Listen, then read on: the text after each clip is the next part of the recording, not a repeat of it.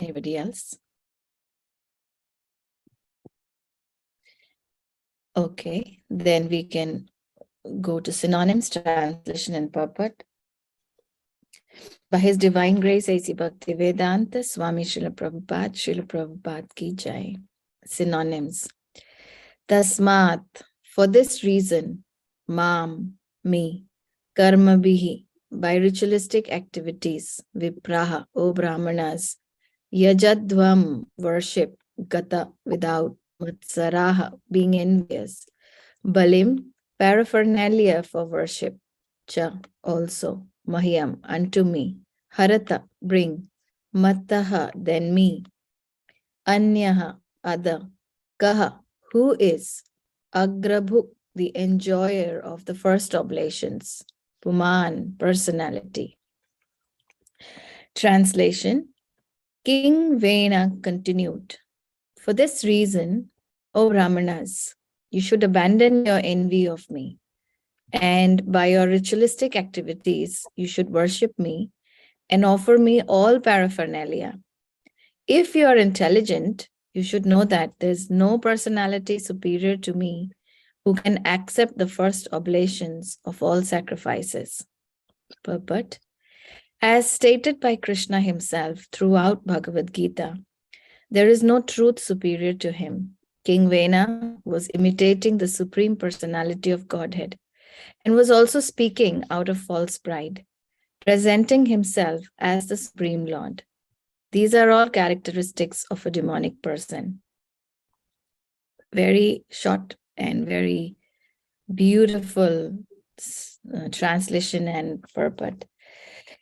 So let's begin to dig in what is in the purport. But before that, let's seek blessings from our spiritual masters.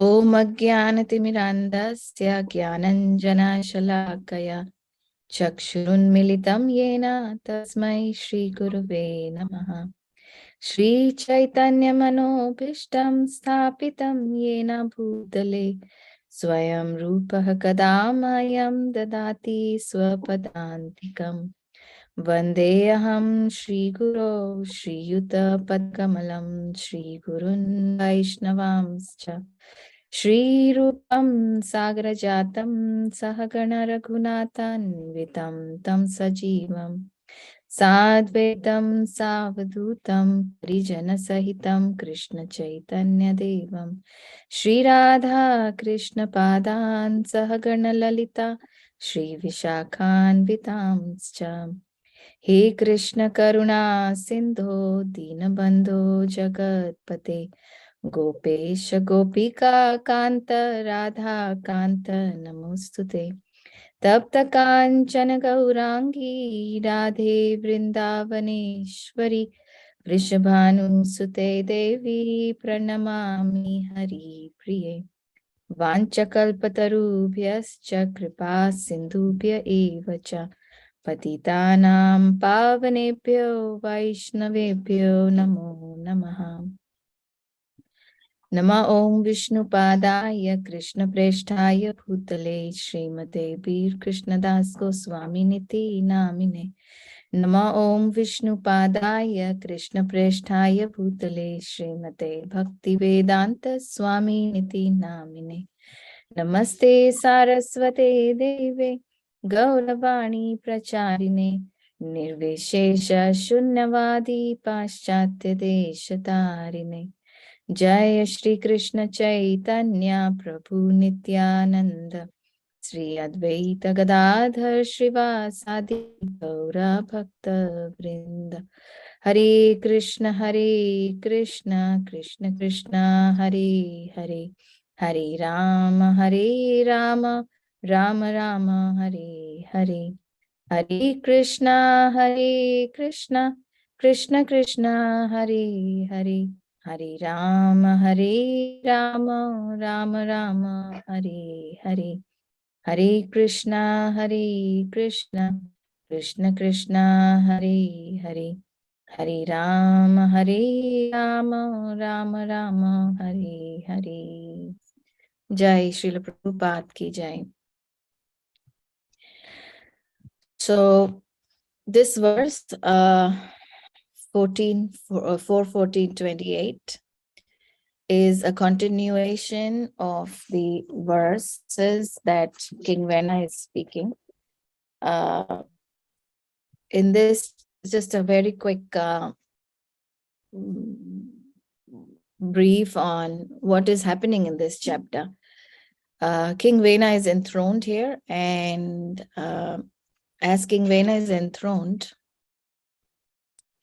the sages, we know the background of King Vena already.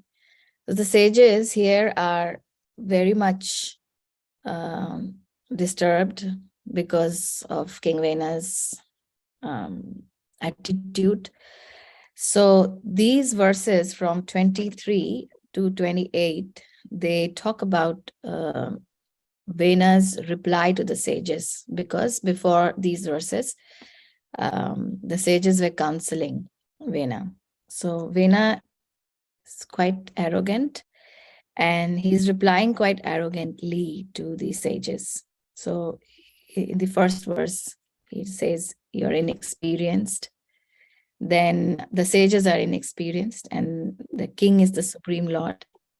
And he's also telling the sages that they're unchaste, and he gives an example of a woman, of a wife, who does not listen to his husband but listens to her paramour, her husband, but the paramour. And then from 26 to 27, 26, 25, 26, 27, we read that Vena is talking about that the king is the reservoir of all demigods. And 28, in short, Vena is telling all the Brahmanas that offer everything to me, offer me all paraphernalia, offer all the oblations of all the sacrifices that the sages are performing then. So in these verses, in the previous chapter and in this chapter, we notice that King Vena is presented here as another negative character. So let's understand that part as to what is the point of bringing negative character into Srimad Bhagavatam. Understanding that fact that Parikshit Maharaj has got really less time. He's got just 7 days to live. And in these 7 days, Shukadev Goswami would have gone one after the other pastime where he could be near the Lord, where he could have his remembrance and his smriti towards the Lord. So what is the great need of introducing the negative characters in Srimad Bhagavatam? The first negative character from Canto 4, in this verse, is Dhruv Maharaj's stepmother. And then we are introduced to King Vena. And in the further, I'm taking just big examples just to go forward. And then in the following chapters, in the following cantos, we'll also be seeing, we'll be reading Hiranyaksh, Hiranyakashipu, Kamsa. So these negative roles are being played by some of they're introduced in the Srimad Bhagavatam for a reason. So what might be the reason that instead of just going positive understanding of, okay, how a devotee should be, these negative characters are introduced? Would anyone like to say anything about it? Hare Krishna Mataji. Hare Krishna Prabhu. And good is good. You need to know what is bad. Yes. So you can understand good, the qualities of good very perfectly. Yes, exactly. Like the political scenario, it's always about Yeah, But Prabhu, I can't hear you properly though. okay. So in the political arena also, see that there is always an opposition. It's not Okay, I have lost your voice, Prabhu. really. Yeah, I can't hear you. So basically, here, when we talk about negative characters, we, like Prabhu said, we can't really relish good until we understand what bad is. So the bad experiences make us good person, no doubt about it. So this tells us how to take shelter of the Lord, because these situations might come, the demons might come in our heart, and it's very natural in this age to be a demonic person. To be a devotee is not natural, but to be a demon is very natural in this age, because there's huge negativity around us. So in Srimad Bhagavatam, these characters are introduced so that the process of taking shelter of Krishna is focused here. So it basically mirrors ourselves. These characters mirrors ourselves and understand. These pastimes give us, show us a mirror. They show us a mirror as to how uh, not to do and what not to do in the process of taking shelter of Krishna. Otherwise, we all are full of envious heart. So if we go back to the story of Dhruva Maharaj, we see that in the story of Dhruva Maharaj, Narada Muni is actually really glorifying Dhruva Maharaj's pastime to the Prachetas. In the assembly of Prachetas, he's glorifying that. And we did read from the previous chapters how Narada Muni was so happy, and he was extremely ecstatic to be reciting the pastimes of Dhruva Maharaj. Why? Because everybody is very happy to know. Everybody is very pleased, including the demigods, to read the or to listen or to hear the story of Dhruva Maharaj. Even at the end of the story of Dhruva Maharaj, um, various benedictions are provided by the demigods, saying that that we can attain the shelter of Lord, and many other benedictions are emphasized there. So we understand that the story of Dhruva Maharaj is really important.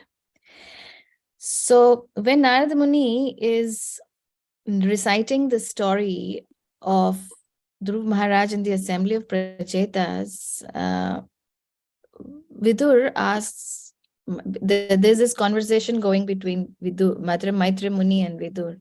So Vidur asks, like, who are Prachetas? Who's Prachetas? So Prachetas also are from the lineage of Dhruv Maharaj.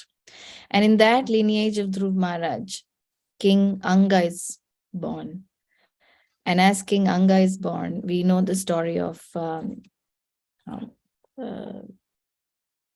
how King Anga had uh, performed so many sacrifices, but because he had no sons, and also because he wasn't because of his previous deeds, some of his previous deeds, all his sacrifices were not accepted.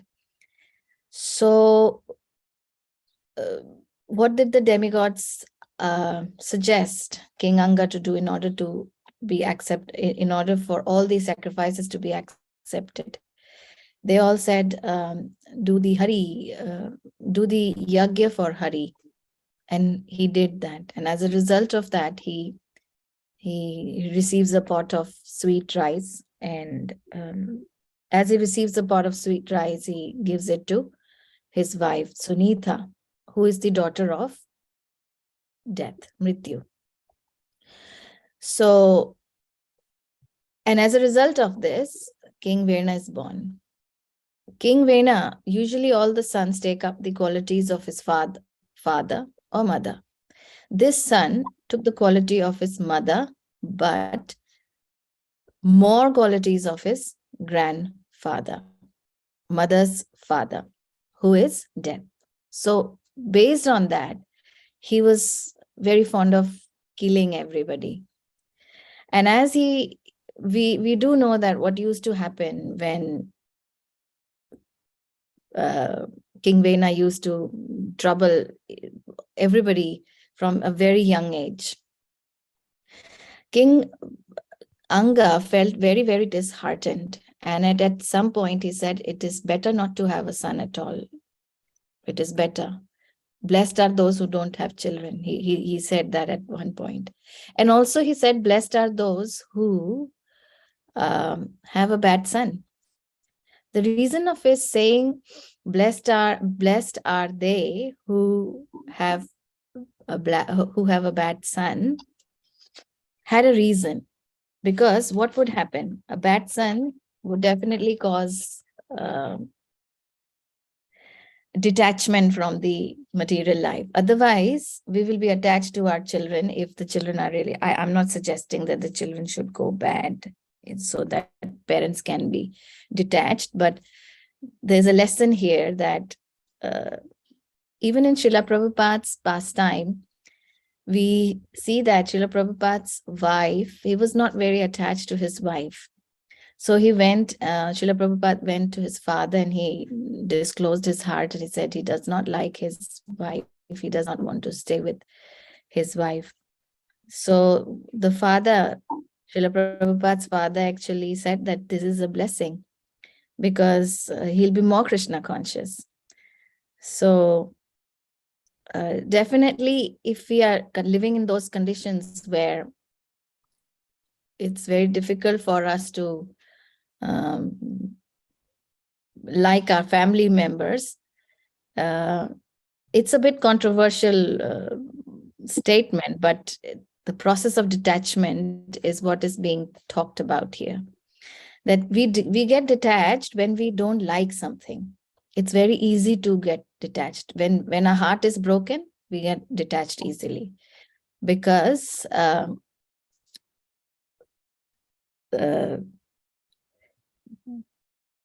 we are always looking for attachments in this world. That's the reason why we are here. So in that case of detachment, King Anga leaves his kingdom, and thus the story of King Vena being enthroned by the sages in consultation with Sunitha happens. And in the previous verses, sages were counseling King Vena, and here King Vena in an arrogant mood is actually very straightforward.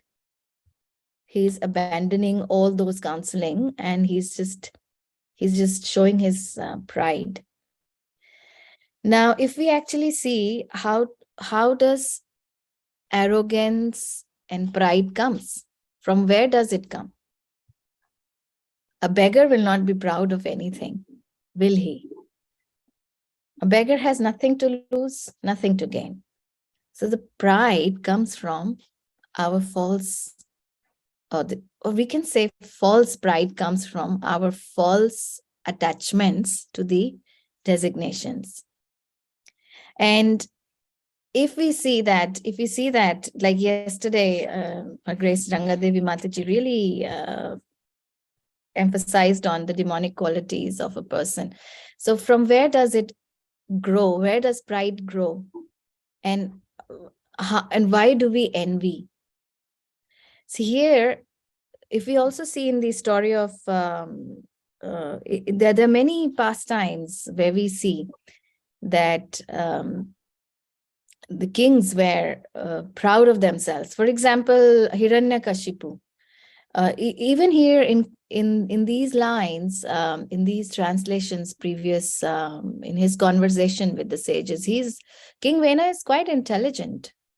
He is speaking the right philosophy.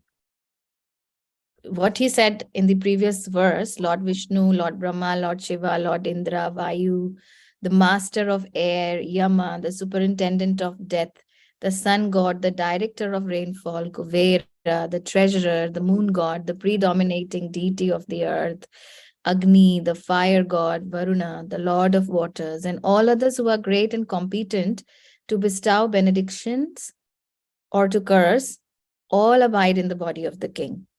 Yes, he's right. He's very intelligent. He understands all those things. And he's saying for this reason, the king is known as a reservoir of all demigods. His philosophy is 100% correct. It's 100% Vedic philosophy. His 100% it is coming from the right source. But his application to these philosophy is wrong. And why is it wrong? It is wrong because he's under the mode of ignorance. We are given this opportunity to be in whatever we may think the process of spiritual life or spirituality is to bring us to the mode of goodness so that we may have intelligence to at least go back, intelligence to start our spiritual activities and be aware of ourselves.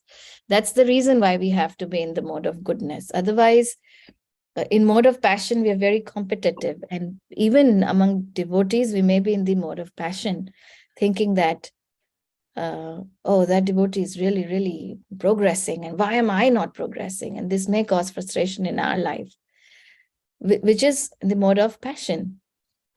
Ignorance, we don't care attitude. So pride, envy, all these are the places where when we are in ignorance, these things just come in us. So false pride, which King Vena has at this time, is his wrong application of all the philosophy that he has learned. The first thing he says, the first thing he counteracts by calling the sages, like you're talking like children, in verse number 23, we see that he says, what? Bala? He uses this word. You're not at all experienced. Bali Shabata. You're talking like children, childish. It's very much regrettable that. And then he mentions how unchaste these sages are.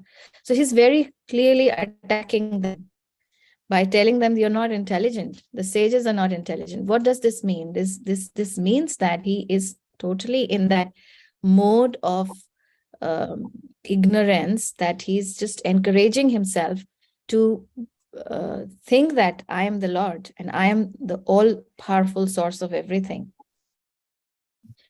So Krishna, in the purport, Srila Prabhupada says that Krishna himself throughout Bhagavad Gita has told that multiple times that there is no truth superior to him. Even in Srimad Bhagavatam, the first verse that starts is all about Krishna, absolute truth.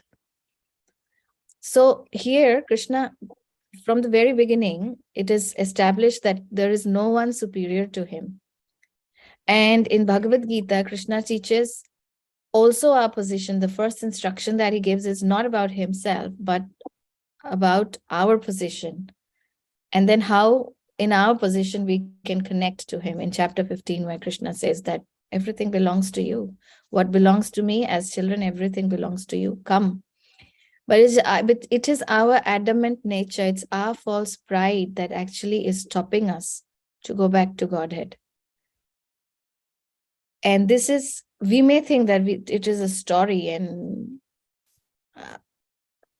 we can just learn from here a couple of things. But even while practicing Krishna consciousness, we may not be aware that how these false pride, arrogance, envy is sitting in our hearts. So I'll really want to read from Her Grace Devaki Mataji's False Ego book. That section has actually brought me to understand how false pride works in us. Just before going to that, I would also want to talk about the word envy here. It also tells us that we are envious of Krishna. That's the reason why we are here.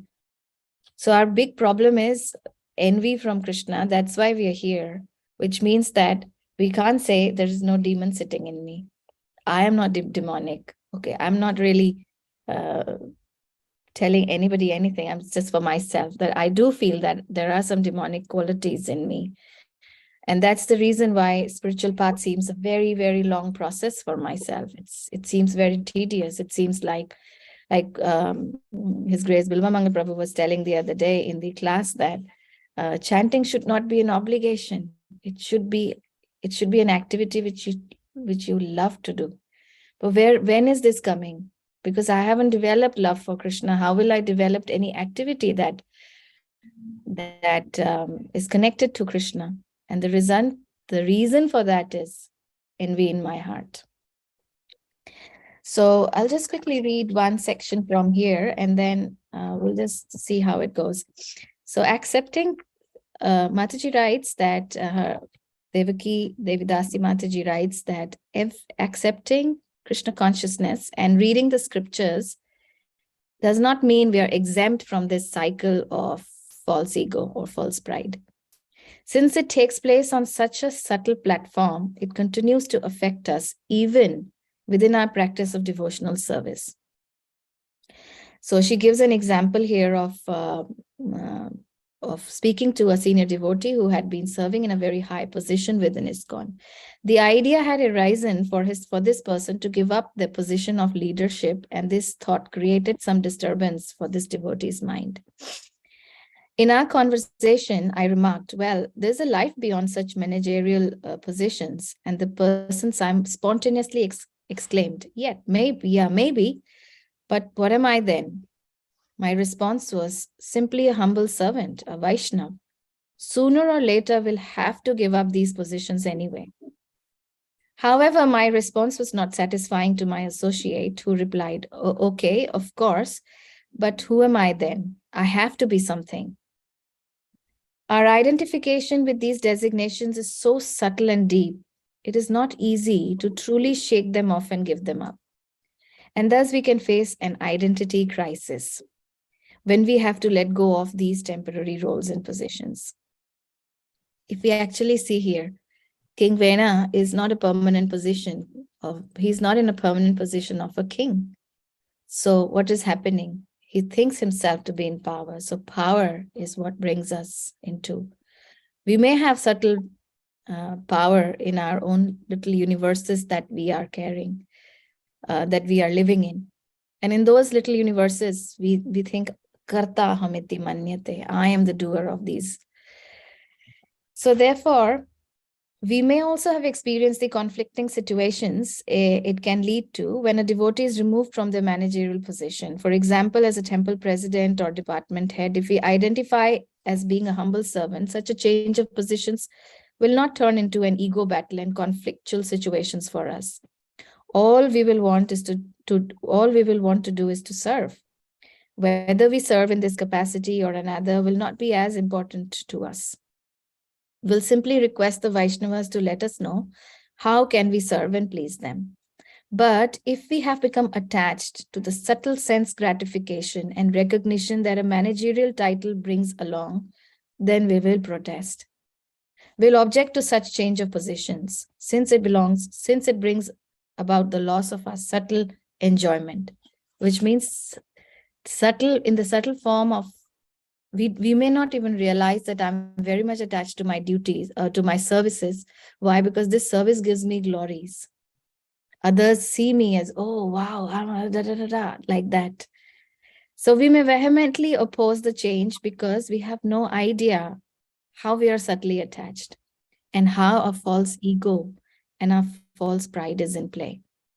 We actually think we are offering pure devotional service, unmotivated and unconditional in our conscious level. We may be thinking, oh yeah, Krishna, I'm doing it for nothing. I'm not asking for anything. I'm just wanting to pray and just serve you.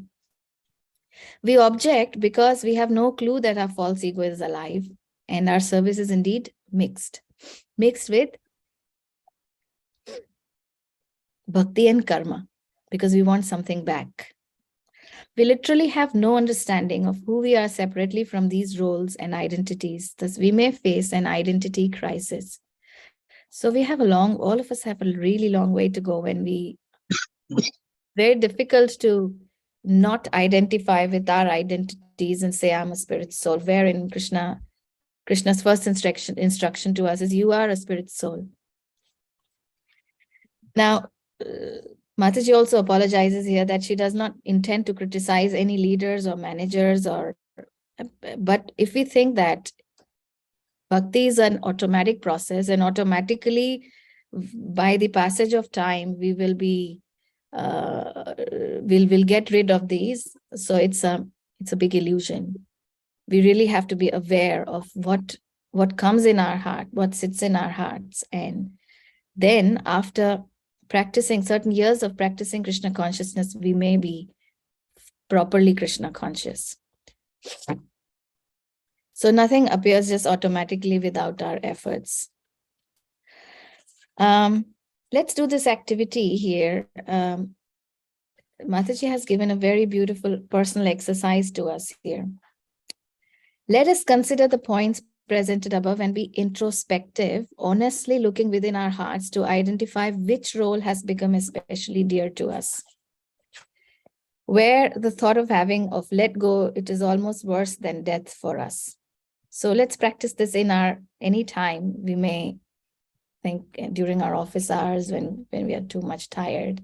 Let's take 5 minutes break while driving. No, please.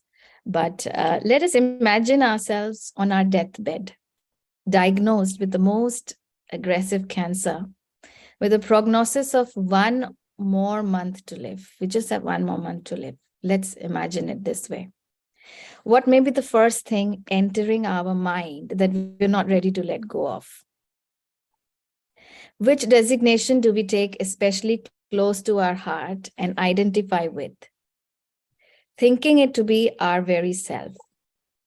Which hats and roles provide us the most enjoyable gratification and recognition and thus satisfy our false ego the most? Now, the answers to these questions can assist us in identifying what may currently be invisible to us. I'll repeat those questions again. Number 1, what may be the first thing entering our mind that we're not ready to go off? We're not ready to let go of. I can't let this go off. 2, which designation do we take especially close to our heart and identify it with, thinking it to be our very self? And which hats and roles provide us the most enjoyable gratification and recognition and thus satisfy our false ego the most? Now, these exercises will definitely help us. They help us in assessing ourselves and become more aware of how the false ego affects us. And in this case, it's a servant. King Vena is a servant of his subjects, and he's pretending to be the king. Like we used to do that in our childhood. We used to take up different roles. And King Vena is pretending to be the king. In actuality, he's not the king. He's basically the servant of everyone. So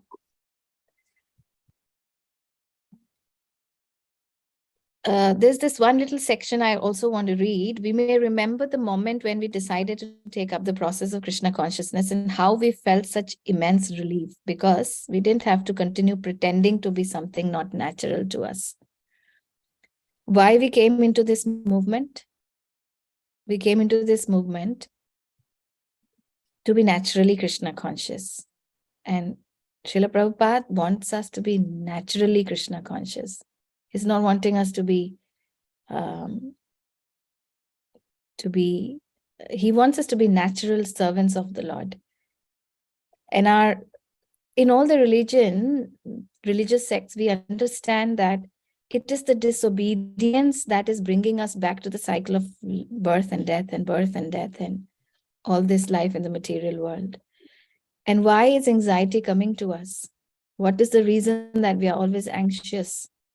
Because this world has the nature of giving anxiety. So even if we see here, King Vena is anxious at the moment because he's thinking that, oh, my power is going to somebody else. the Supreme Personality of Godhead. Therefore, this all has to come to me. Therefore, such an instruction comes.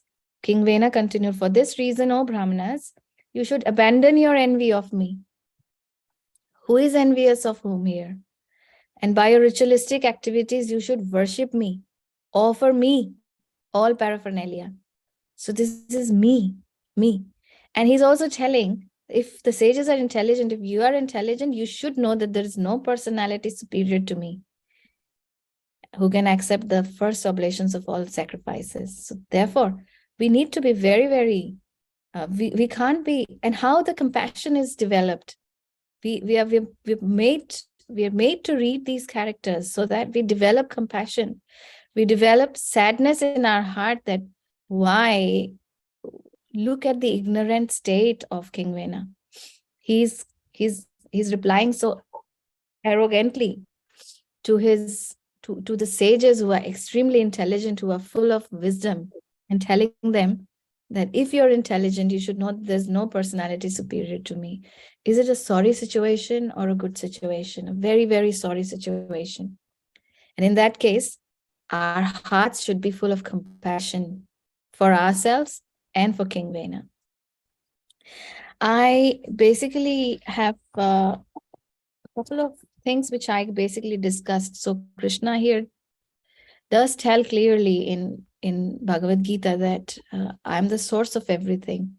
So what is Krishna expecting from us? Obedience. In all the scriptures of the world, the Lord is really wanting all his, especially human beings, to be obedient to him so that he can run this world with the help. We can be part of Krishna's plan to go back to the Lord. This is quite interesting for all of us, that where the awareness needs to be awakened. Am I really obedient to what Krishna is asking or instructing me? So yeah, when we understand all these things, we try and become humble in our position, and we realize that our position is not really great. Even if we think that I'm the often it happens that when we become the devotees of the Lord, there's also this subtle form of superiority thing that comes in us, that, oh, I'm the devotee, I'm doing everything right. And then this idealistic approach comes in, which is also subtle form of false pride in us. We need to be really, really careful as to how, as a devotee also, Krishna humbles us again and again and again, so that we don't live in this state of anxiety as to why. Of course, transcendental anxiety is really good, but again, spirituality is an internal journey where we actually become aware of, is the demon envy sitting in me? Is the demon false pride sitting in me? So I'd like to stop here, and if there's anyone who would like to add or correct me or anything, please. Hare Krishna. Hare Krishna, Prabhu. All glories to Srila Prabhupada. Srila Prabhupada ki jai. Yes, Prabhuji. Yeah. I'll stop sharing here. Yeah. Yeah, beautiful class right in the morning. You're just hammering on the brain to remind us, what is the importance of, importance of compassion over the anxiety, so that you can be out of your false pride. The false pride in every moment is false pride only. So we don't realize that, but by your class we can understand here. We are always in the mode of false pride only.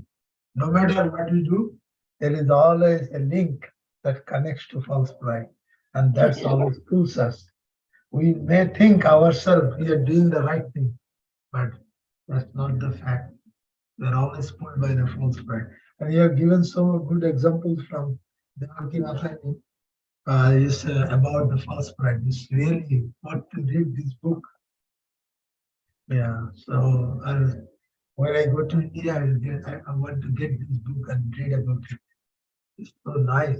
good examples to get rid of the false pride. Yeah, it's a very difficult thing, Prabhu. Like, I'm a mother and I may have that pride that I'm a mother.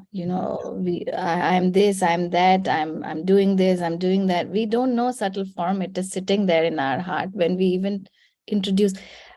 I was just thinking the other day, when we in interviews, when we go and when somebody asks us, introduce yourself, this is a very difficult task for us. Yes, but I agree with this. And that time we used to talk out everything positive, never talk about the weakness. That's why they always ask, what is the weakness you have? You never tell, you just hide it. Because the false Yeah. pride tells us, you hide it, otherwise you won't get the job and you won't get the opportunity.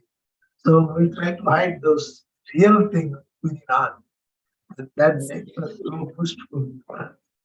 Yeah, so true it is. Like, even we are given training to answer politically correct answers, so that uh, so we are basically living in pretense, to be honest. Half of the life we have spent pretending, and we are living in pretense even in our devotional life. Yes. So Krishna basically wants our honesty. That's why in every verse, in Dhruv Maharaj was successful because of his sincerity, because of his determination.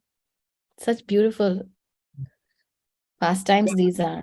Yeah, because you want to make it sure that once goes down. Because it is not automatic. It should, what Krishna is telling, it should come automatically from your heart, not by force. And that Yes, is what actually we try to force it to come out, but yes, it doesn't come out. It yes. becomes so big. Mm. That's what actually happening. We are all like that, at least me. So We are true. I am the same. I'm in a very poor condition after understanding these points. I feel like I'm not sincere at all. even sometimes, just from my example, when I take the land, people say, wow, the happiness, wow, what did I do so much that it makes you? It is only the efforts of everybody, and Mm. there's nothing of me. It's just Krishna direct thought. Everybody directs me, I do it. And everybody gets the pleasure. That's the whole thing. It's nothing out of me. So sometimes, yeah, so what is the point of getting this pleasure from the admiration of other people? It's nothing of so, Yeah, so yeah, devotees and who test it are it of Krishna.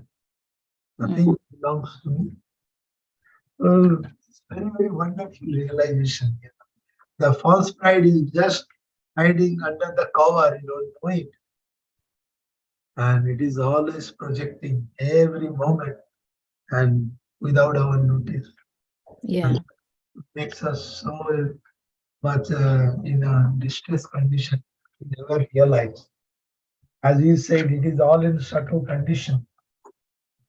If That's you why we have to read Bhagavatam again and again and again. Like the verse says, Nashtaprayeshva Bhadreshu Nityam Bhagavata Sevaya Bhagavati Bhagavati Uttama Shloke Bhakti Bhavati Naistiki. Also, all that is binding to our hearts, the heart knots of Hriday Granthi, everything. Shinvatam Swakatha Krishna Punya Shravana Kirtanam Hridiyantas Tohi Abhadrani Vidhunoti Sritsatam. So these verses are very important for us to really review every day in our head. Yeah, but Srimad Bhagavatam also does not mean that when we're reading for the interest of just, okay, yeah, I'm reading the pastime of Krishna. So only by reading the pastime of Krishna, I will be automatically, definitely there is a positive effect of it, but we have, after reading, are we more anxious, or are we anxious ridden? And understanding our own position into it, because Bhagavatam reading is not a Srimad Bhagavatam or Bhagavad Gita reading or any scriptural reading, be it Bible or be it Quran, the Holy Quran, any scriptural reading is not for the sake of reading only. Yes. We have multiple reading groups where we are finishing chapters after chapters, and but how are we applying it? Like King Vena, he's got really interesting philosophy with him, but how is he applying it? Yeah, that's the whole thing. You need to be an, as Prabhupada said, Acharya. You need to be an Acharya, not like That's why. yeah. That is the That's why Srila Prabhupada's purpose is so important. thank you, Mataji. Thank you, Prabhu. Hare Krishna Mataji. Thank you very much Hare for Krishna, such a nice Prabhu. Thank you. class. So many nice realizations and references from all the great books you are reading as well. So thank you for that. Mataji, just one thought came to mind. Please, Prabhu. Even in devotional service or any other role, so they normally they say if you involve yourself like fully in the role, identify with the role, and you basically take, like they have that word called ownership of the role, take full interest in the role, and then you do that very nicely. No? You even in a devotional service. So how to balance it? No, like how to get fully involved in the role and perform it nicely. At the same time, know that that's actually not a real designation. No? That is. So I just wanted to share, like have your. That's a very interesting realization, Prabhu. Like as our parenting goes, we know that we are parents, but we don't really control that position of being parent. Correct. And we give our freedom, and we take our freedom, and we give freedom to the child as well. Similarly, in our taking up a position or performing a service in the temple or any position. That's why in Chaitanya Charitamrita it is said, who am I? Gives us the awareness of who am I? I am Krishna's servant. So this position is given to me to serve. So this way I'm serving Krishna. Like when we do deity worship in the temple, we don't say this Krishna is mine and only I can touch Krishna and nobody else can do that. Or I don't, or we may not even have to think like I'm the master of everything and I'm very much, of course there are, when we perform devotional service, for sure, we may be attached to some of the other services that matches our psychophysical nature. But how far is it going in our head that without, we just have to check the difference between service and power struggle. If I'm struggling for power and I really want this, and I want people's appreciation saying that I am doing it, my name should be there, then there is something wrong in that service. But if I'm doing service for the benefit of myself and for the benefit of all other Vaishnavas and Vaishnavis and little kids and elderly, whoever I am involved with, then, and all of us are with that intention that all of us are progressing towards Krishna consciousness, and I am just an instrument in this, and any day this may be taken away from me with that awareness. Or I may, any day Krishna may just tell me not to do this anymore. Then that servant psychology, the servant is always fearful. I'm not the master. The servant always feels that this position may be taken away from me. Thank you, Mataji. Yeah. Thank you, Prabhuji. It was really nice. What do you think, Prabhu, about it?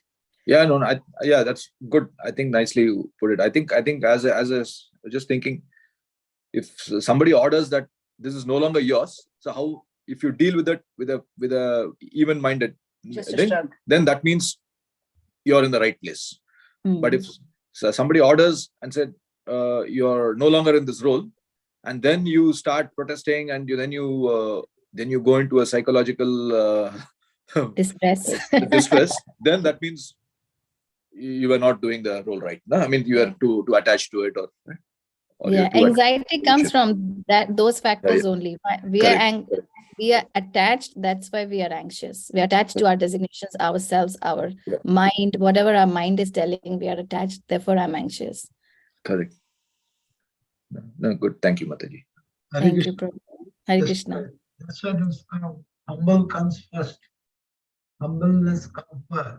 Because of this, because once the humbleness comes, everything gets set automatically. But Yes. humbleness is the Yeah, very, true humility. True, very true humility does not mean that we are thinking. Srila Gurudev says, humility, I often mix up the sentence of him. He says that it's not about thinking less of you, but thinking less about yourself. Okay, I may be confusing it. As I say that I always mix it up, I'll give the purport here. Srila Gurudev says that don't think too much about yourself. That is humility. When you stop thinking a lot about yourself, then humility develops. Instead of thinking that, oh, I am this, I am very fallen, I'm not sincere, I am. So instead of thinking too less about yourself, think less about yourself. I mean, there's no need to think a lot about yourself. Krishna is taking care. That's the process of surrender as well. Yes, I agree. Nothing. And that is what actually comes. Because when you start the sentence with I, everything gets finished. Yeah. I should always be obsolete from the sentence. Yeah, it is Yes. I is only he. Even in Shikshashtakam, Trinatapi Sunichena, Taroreva Seshtana, Amanina Manadena, Kirtaniya Sadhari. So we are always running after this I factor. How can? And then the next verse is Na Dhanam Na Janam. Because of all the Dhanam, Janam, Upadhi, and all those things, we are stuck in this I situation. Yes. Right. Modi. Thank you.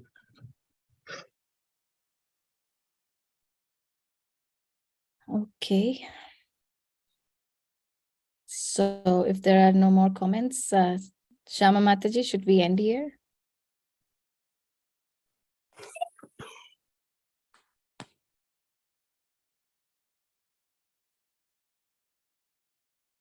Okay, then there's no one. Should we end here, Prabhu, then? Yes. Yes, you can end. I actually changed the host to you so that we could try out whether you can leave the meeting for all. Oh, okay. Sorry, I didn't notice No, that. yeah, I should have told you earlier. We can close the meeting, Mataji. Thank you. Okay, so Vancha Kalpatarubhyascha Guruvyascha kripa sindubhya eva cha patitanam pavanebhyo Vaishnavebhyo namo namaha. Ananta koti Vaishnava vrindi ki jai. Srila Prabhupada ki jai. Jai.